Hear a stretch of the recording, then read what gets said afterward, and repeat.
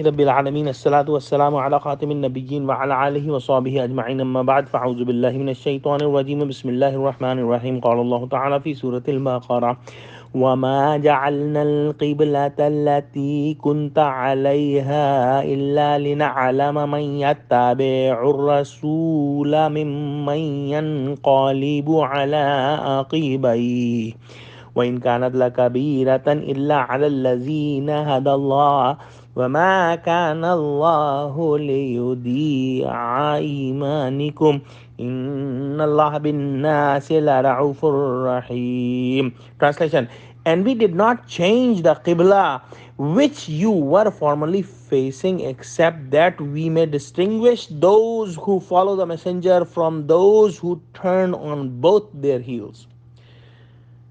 Truly, it was indeed a hard test, except for those whom Allah has guided, and Allah would never like to let your faith go waste nor fruitless. Indeed, Allah is full of kindness and most merciful toward mankind. The Qibla direction was changed twice. In the beginning, Prophet Muhammad and Muslims faced Kaaba while they were praying. And when they migrated to Medina, the commandment was to face Baitul Maqdas, which was the opposite direction. And they followed the order and commandment. When they had to switch first time from the Kaaba to Baitul Maqdas, it was a great test for the Arabs. Why? Because they had the historical and their religious and their all the we should say that emotions were towards Kaaba. But when the Allah's commandment came, they followed the commandment and started to pray facing the Baitul Maqdas. They only had one goal: to please Prophet Muhammad and please Allah subhanahu wa ta'ala. And they sacrificed their own desires, they sacrificed their own thoughts and own preference, but they just followed the commandment of Allah subhanahu wa ta'ala. So what happened, that they prayed towards Baitul Maqdas in Medina for 16 or 17 months, and then the direction of the Qibla was changed once again towards the Kaaba. So there were Muslims who prayed towards Baitul Maqdas and died. So they asked Prophet Muhammad that what would happen to their salah.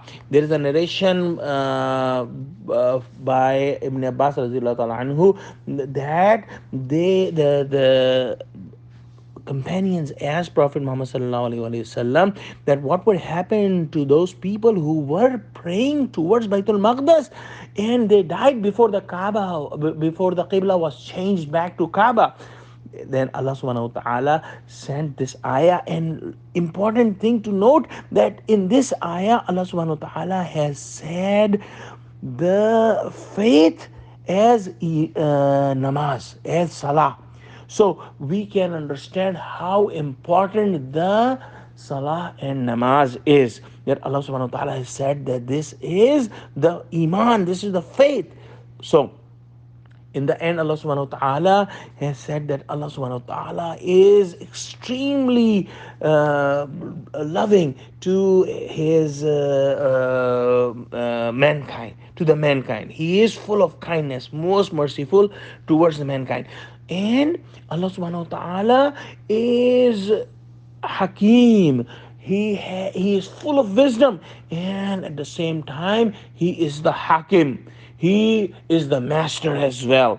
So he is in the best situation to give the orders to mankind. And all the orders given by Allah subhanahu wa ta'ala are